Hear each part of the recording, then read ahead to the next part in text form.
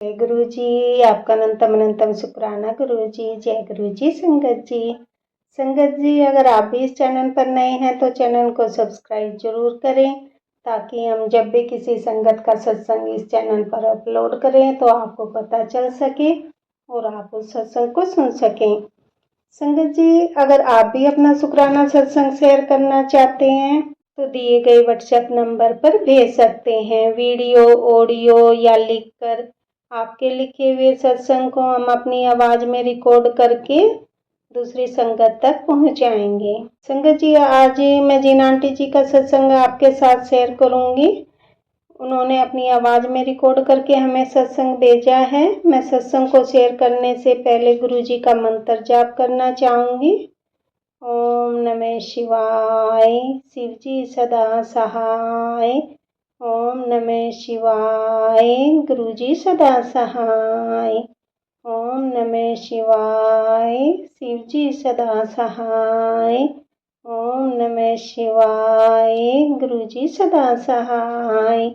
जय गुरु जी। जय गुरु जी। संगत जी, मेरा आपसे निवेदन है कि आप सत्संग को पूरा सुने, आधा अधूरा सत्संग ना सुने, क्योंकि हमें आधा अधूरा सत्संग सुनने से गुरु जी की आधी अधूरी ही ब्लेसिंग मिलती है, और सत्संग में ही हमारे लिए गुरु जी ने ब्लेसिंग दी हुई होती है। हम उन्हें उसे ही आधा सुनेंगे तो हमें आधी ही ब्लेसिंग मिलती है। इसलिए संगत जी, आप सत्संग को पूरा सुने, आधा अधूरा सत्संग ना सुने।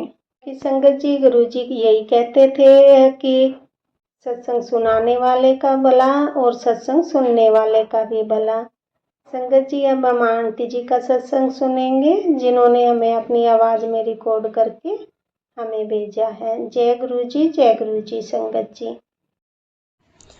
जय गुरु जी। शुक्राना गुरु जी। संगत जी, मैं अपना शुक्राना सत्संग शेयर करने से पहले मंत्र जाप करना चाहूँगी। ओम नमः शिवाय, शिव जी सदा सहाय। ओम नमः शिवाय, गुरु जी सदा सहाय। जय गुरु जी। शुक्राना गुरु जी। संगत जी, ये मेरा सत्संग मेरी बीमारी से रिलेटेड है। मैं अगस्त में बीमार हुई बहुत ज़्यादा, और उसकी वजह स्ट्रेस भी था। उसके अलावा मेरे अंदर टाइफाइड का बैक्टीरिया मिला था। तो जब तक मुझे ये चीज़ पता नहीं चली थी, उससे 1-2 महीने पहले से ही मुझे नींद ठीक से नहीं आ रही थी। और इसी साल अप्रैल में मेरा एक्सीडेंट भी हुआ था, और उसी से मैं उभरी ही थी मई जून में। फिर जुलाई में मैं बीमार होने लगी। बहुत बार मेरे को फ़ीवर आता था, मैं पीसीएम ले लेती थी, ठीक हो जाती थी, फिर स्कूल चली जाती थी।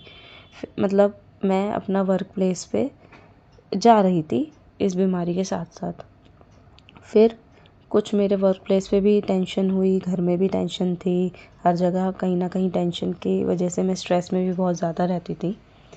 फिर एक दिन मैं बहुत ज़्यादा बीमार हो गई, मुझे फ़ीवर उतर ही नहीं रहा था, और मेरी हार्ट बीट भी काफ़ी तेज़ थी।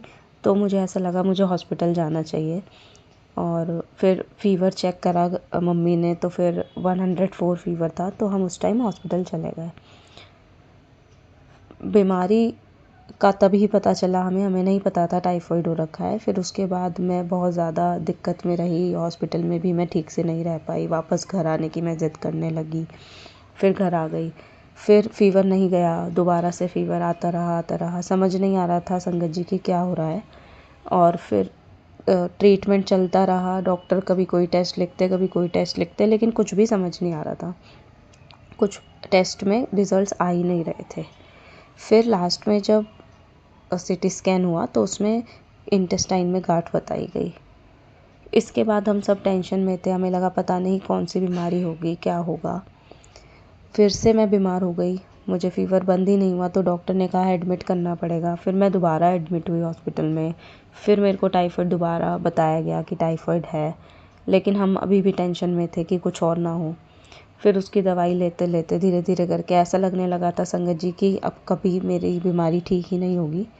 पर साथ साथ मैं गुरुजी का जल प्रसाद लेती रही, और मेरे गुरुजी की कृपा थी, मैं बड़े मंदिर तो नहीं जा पा रही थी, लेकिन कहीं ना कहीं से गुरुजी मेरे तक जल प्रसाद पहुंचा रहे थे। मुझे कोई ना कोई संगत जल प्रसाद बड़े मंदिर का ही दे जाती थी।